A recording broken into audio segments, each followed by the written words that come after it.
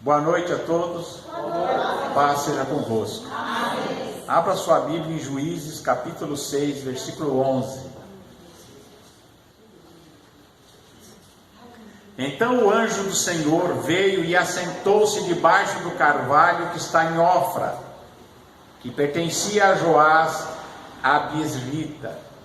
E Gideão, seu filho, estava malhando trigo no lagar para salvar os midianitas. Então o anjo do Senhor lhe apareceu e lhe disse: O Senhor é contigo, varão valoroso. Mas Gideão lhe respondeu: Ai, Senhor meu, se o Senhor é conosco, por que tudo isso nos sobreveio? E que é feito de todas as suas maravilhas que nossos pais nos contaram, dizendo: Não nos fez o Senhor subir da terra do Egito? Porém agora o Senhor nos desamparou e nos deu na mão dos midianitas. Então o Senhor olhou para ele e disse: Vai nessa tua força e livrarás a Israel da mão dos midianitas. Porventura não te enviei eu? Amém? Amém. Até aqui. Senhor, nós te agradecemos em nome de Jesus. Amém e amém. Os irmãos podem sentar.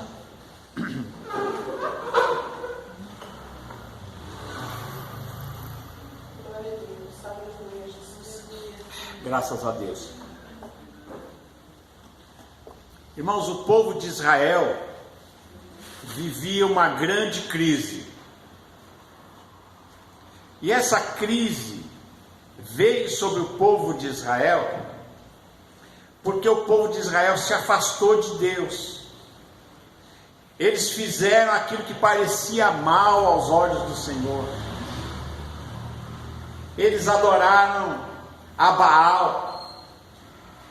O próprio pai de Gideão tinha uma estátua de Baal na propriedade dele. Então o povo tinha se desviado de Deus.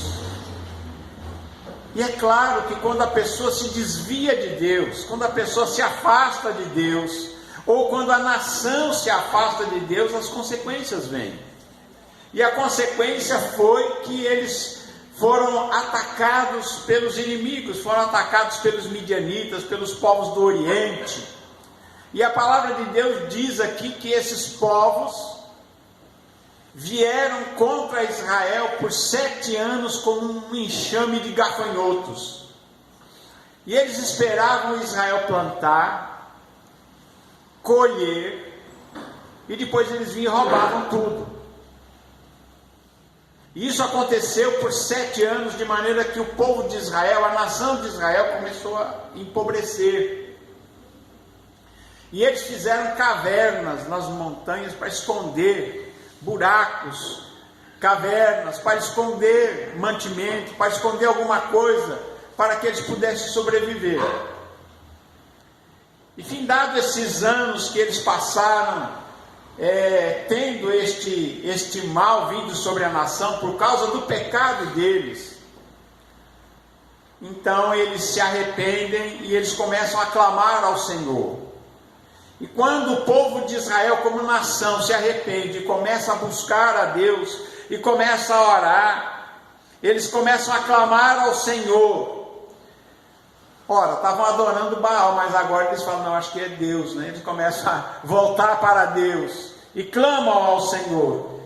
Então o Senhor envia ali um profeta e diz: assim diz o Senhor, do Egito vos fiz subir, vos tirei da terra, da casa da servidão, vos livrei da mão dos egípcios, da mão de todos que vos oprimiam, e vos expeli deles diante de vós, e vos dei a sua terra.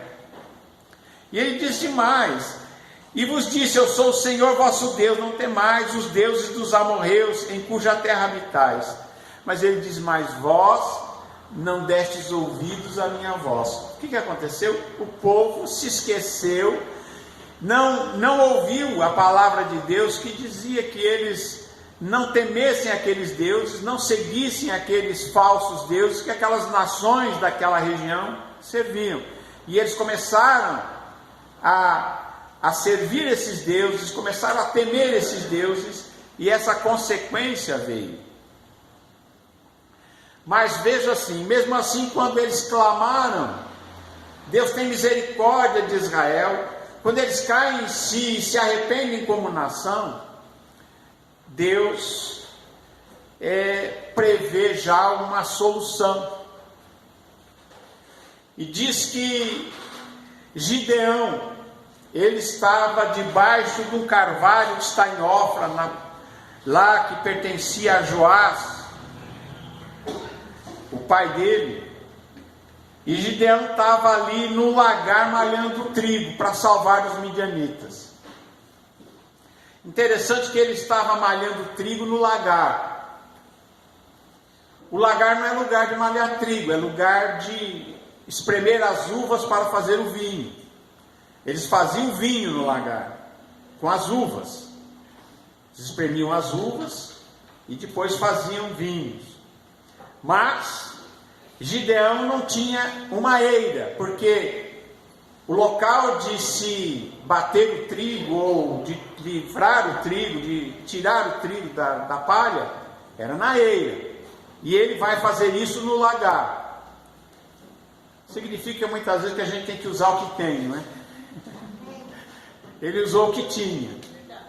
Ele não tinha uma eira, mas tinha o lagar, ele malhou, estava lá trabalhando. É interessante que parece que Deus não gosta muito de gente preguiçosa. Ele estava trabalhando, malhando trigo para esconder dos midianitas que ele sabia que iam vir. E o plano de Gideão era esse: esconder o máximo que pudesse de trigo, esconder o máximo que ele pudesse esconder de alimentos, para que quando aquela horda de invasores midianitas e de povos do Oriente passassem com seus camelos, com seus jumentos, com seus carros, as suas carroças, e viessem roubar tudo que eles tinham colhido, ele pudesse salvar alguma coisa para que eles não morressem de fome depois daquilo. Mas que a invasão viria, ele sabia que viria. Porque uma coisa é certa, os midianitas e aqueles povos tinham se acostumado a roubar o trigo e a cevada e o cereal e os bois e as ovelhas e os jumentos, e eles levavam tudo que eles pudessem pegar, eles levavam de Israel. E o Gideão, trabalhando e malhando trigo ali naquele lagar, debaixo do carvalho, em Ofra. E o anjo do Senhor se senta ali, também debaixo daquele carvalho, e fica observando Gideão. Então o anjo, ele aparece para Gideão, e ele diz uma palavra para Gideão, e diz: o Senhor é contigo, varão valoroso. E eu fico impressionado aqui, porque isso que o anjo disse era o que Deus pensava de Gideão, que Gideão era um homem de valor. Deus olhava para Gideão e viu em Gideão um homem de valor, um homem que teria a coragem, um homem que tinha o esforço necessário. E ele então chega para ele e diz: o Senhor é contigo, varão valoroso, homem de valor. E eu fico impressionado que o Gideão dá uma resposta ao anjo. Ele diz, mas Gideão lhe respondeu: ai Senhor meu, se o Senhor é conosco, por que tudo isto nos sobreveio? E o que é feito de todas as suas maravilhas que os nossos pais nos contaram, dizendo: o Senhor nos fez subir da terra do Egito, porém agora o Senhor nos desamparou e nos deu na mão dos midianitas. O que Gideão tinha dentro de si? A palavra de Deus que ele tinha ouvido. Ele tinha ouvido a palavra de Deus, e ele ouviu falar dos feitos de Deus, que tirou o povo de Israel do Egito, abriu o mar vermelho, tinha uma nuvem andando sobre eles para os proteger do sol e para guiá-los na caminhada de dia. De noite tinha uma coluna de fogo que ia diante deles para os aquecer e iluminar o caminho. Ele viu falar dessas maravilhas, e tudo isso ele estava dentro dele. Cadê as maravilhas de Deus? aquilo que ele tinha ouvido da palavra de Deus, ele fala: Senhor, onde é que estão esses milagres, essas maravilhas, essa interferência de Deus? Porque agora nós estamos na mão dos midianitas.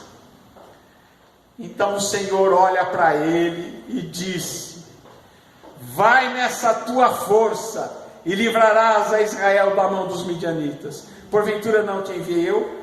Olha que Deus diz para ele: vai nessa tua força. Primeiro ele disse que ele era um homem de valor, agora ele diz que ele é forte, que ele tinha a força necessária para livrar Israel daquela situação. Mas interessante é notar que Gideão não pensava isso de si mesmo. Muitas vezes a gente tem baixa estima, muitas pessoas sofrem de baixa estima, elas olham para si mesmas não da maneira que Deus olha para elas, mas elas acham que elas não têm, elas não podem, elas não sabem, entendeu? Ah, porque eu sou pequeno, eu sou feio, eu sou pobre, eu não tenho capacidade, e as pessoas têm baixa autoestima. Mas nós temos que aprender a olhar para nós mesmos como Deus nos olha. E Deus olhava para Gideão e via ali um homem de valor, um homem corajoso, um homem forte. Vai nessa tua força e você vai livrar Israel.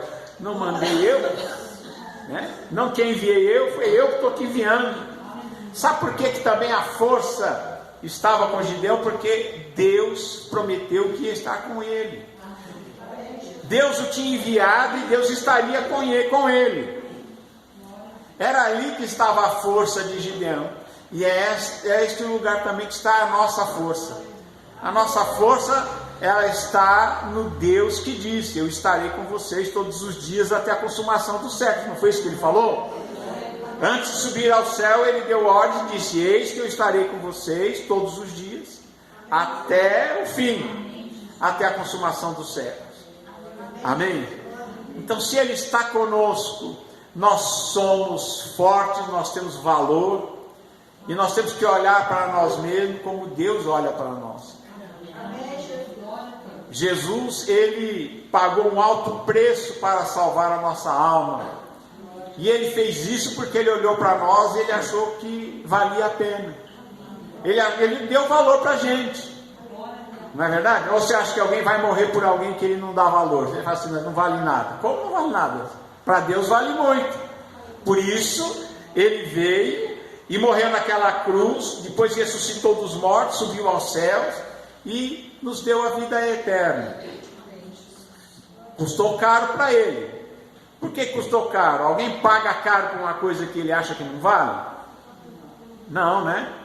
Então Deus te dá valor. Deus está falando com você, homem valoroso, mulher valorosa, mulher corajosa, homem corajoso. Vai com essa tua força, você tem força, vai. Amém? Você pode. Amém? E aí ele começa, aí ele mostra que a sua baixa estima, ele começa a dizer: ai. E quando a pessoa começa a dizer ai, você já viu que tem gente que é só no ai, ai, ai, não é? É o Gideão, estava ali: ai meu Senhor, ai Senhor meu, com que eu vou livrar Israel? Quantas vezes você acha que você não tem recurso para alguma coisa? Olha, irmãos, eu já fiz tanta coisa na vida que eu ficava olhando e falava assim: eu nunca tive recurso. Dizer assim: acho que as maiores coisas que eu fiz, eu nem emprego tinha, não é? Estava difícil a situação, estava ruim, o país estava em crise, não é? E tem muita gente que fica olhando: mas tem esse problema, aquele problema. Irmão, se a gente olhar para o problema, a gente não faz nada, né? Mas graças a Deus, que quando Deus é conosco, quando você olhar para trás, você vai dizer: nossa, mas como é que eu consegui isso aqui? Como é que foi feito tudo o que aconteceu? Como é que aconteceu o que aconteceu se não tinha condição? Quando eu fui para a faculdade, não tinha condição, meu pai não tinha condição. Meu pai trabalhava de eletricista, trabalhava em obras, assim, ele não era empregado, trabalhava um dia aqui, um dia lá, fazia uma casa aqui, uma casa ali. E vocês sabem como é difícil trabalhar assim, né? Principalmente naquela época, era muito difícil, né? E aí, de repente, eu entro na faculdade, fiz o vestibular, entrei. Aí meu pai ficou, eu lembro que meu pai ficou ansioso, porque ele sabia que ia dar despesa. Mas, irmãos, olha, Deus deu condição, Deus deu o recurso, né? A gente não sabe nem como é que apareciam as coisas, mas Deus deu condições, e eu fiz a faculdade, me formei, fui trabalhar, né? E Deus foi abençoando, né? Aí fico olhando meus irmãos também, a mesma coisa, né? Meu irmão Eloy também foi estudar, entrou na faculdade, foi estudar em Jaboticabal, aí tinha despesas para se morar em Jaboticabal, mas Deus deu o recurso. O recurso apareceu e ele pôde estudar, estudou em Jaboticabal, depois foi para Botucatu, se formou, fez doutorado, fez mestrado, doutorado, não é? E Deus foi abrindo o caminho, né? E assim os outros irmãos também estudaram, fizeram faculdade. E eu fiquei olhando assim, aquele meu pai que não tinha tanta condição, mas os filhos todos se formaram em faculdade. Eu me formei, o Eloy, o Enéas, a Simone e o Davi. Todos fizeram a sua faculdade. Irmãos, então, eu creio que quem dá a força é o Senhor. Assim que ele estava dando força para Gideão, e ele achava que não tinha condições, ele disse: ai meu Senhor, com o que eu vou fazer isso? Como é que eu vou? Eu não tenho recursos para isso. Mas Deus não estava precisando de recursos. Deus queria que ele fosse, né? Ele disse: eis que o meu milheiro é o mais pobre em Manassés, e eu o menor na casa do meu pai. Como é que eu vou financiar essa guerra? Né?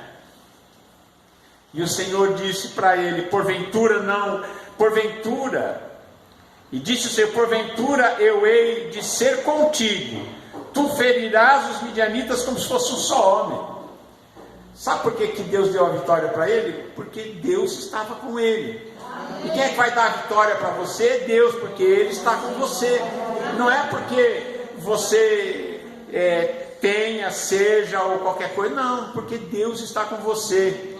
E Deus estando na sua vida, Ele vai fazer grandes coisas na sua vida. Você pode sonhar grandes coisas, você pode realmente realizar coisas maiores do que você já tem feito. Sabia disso? Muito mais do que você realizou, você pode realizar, porque Deus disse que vai estar com você até o fim. Até o fim dos tempos e das eras, estarei sempre contigo. E era essa presença de Deus na vida de Gideão que ia fazer a diferença. Deus não estava perguntando se ele tinha dinheiro, se ele tinha força, se ele tinha exército, se ele tinha homens, se ele tinha poder. Ele disse: eu sou o mais pobre e o menor. Mas Deus disse: você tem valor, e eu sou com você, e você é forte. Amém? Então você olhe para você como Deus olha. Você tem valor, você é forte, você pode. Amém? Você pode, você tem capacidade para realizar grandes coisas com Deus na sua vida. Assim como Gideão realizou, né? E aí ele disse: Senhor, se eu tenho achado graça aos teus olhos, dá-me um sinal que és tu Deus, que está falando comigo. Porque ele viu ali como um homem, né? Um homem com um cajado na mão. E rogo-te que não te apartes daqui até que eu venha e te traga o meu presente e ponha perante ti. E o anjo disse para ele: eu esperarei até que voltes. Ele falou: eu vou buscar uma oferta, eu vou buscar um presente. Falando em presente, uma vez uma situação, a gente estava bem apurado mesmo, né? Estava difícil a situação. E às vezes até para pôr gasolina estava duro, estava muito complicado. Nesse tempo vieram as pessoas na minha casa, um japonês, não lembro o nome dele, mas era um japonês, e ele estava doente, e eu orei por ele, ele foi curado instantaneamente, lá em casa, na sala de casa. Aí ele tirou a carteira do bolso e disse: quanto eu pago, né? Ele queria pagar. Aí eu disse para ele assim, falei: olha, eu não posso cobrar nada de você não. Tudo que eu fiz por você é de graça e não pode ser cobrado. Não tem preço. E aí ele foi embora. E eu sem dinheiro nenhum, né? Mas eu disse: eu não posso aceitar nada. Pagamento. Que ele queria pagar, eu disse: pagamento não posso receber. Ele foi embora. Passaram-se uns dias, ele trouxe o filho dele doente.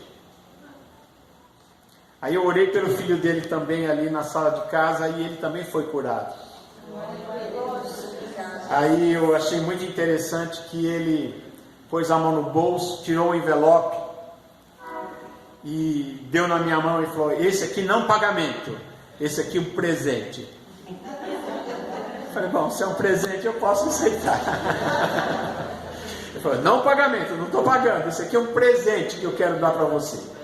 Eu falei: graças a Deus, eu estou precisando de um presente desse mesmo. Só sei que quando eu abri o envelope, depois que ele foi embora, não deu para fazer tanta coisa, pôr gasolina, resolver um monte de coisa.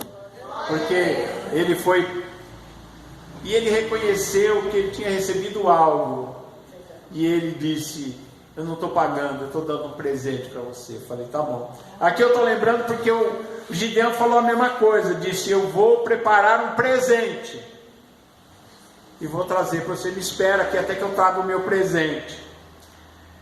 E o anjo disse: tá bom, eu vou ficar aqui esperando. E ele vai, prepara lá um cabrito, preparou o bolo usado, um efa de farinha, fez a carne num açafate, o caldo pôs numa panela e trouxe tudo aquele preparado e pôs diante do anjo, ali debaixo do carvalho, e deu ali, apresentou ao anjo. O anjo, porém, de Deus, lhe disse: toma a carne e os bolos asmos, coloca sobre esta pedra e joga o caldo sobre ela. E aí o Gideão fez. Colocou ali a carne sobre uma pedra que havia ali, provavelmente a pedra que ele estava malhando o trigo. Pôs em cima da pedra, aí ele colocou o pão, colocou a carne, jogou o molho por cima, o caldo. E aí diz que o anjo do Senhor estendeu, ele estava com um cajado na mão, ele colocou a ponta do cajado e tocou a carne e os bolos asmos. E então subiu fogo da pedra e consumiu a carne e os bolos asmos, e o anjo desapareceu de seus olhos. E quando ele desaparece, aquele fogo sobe da pedra, não veio do céu, aquele fogo saiu da pedra.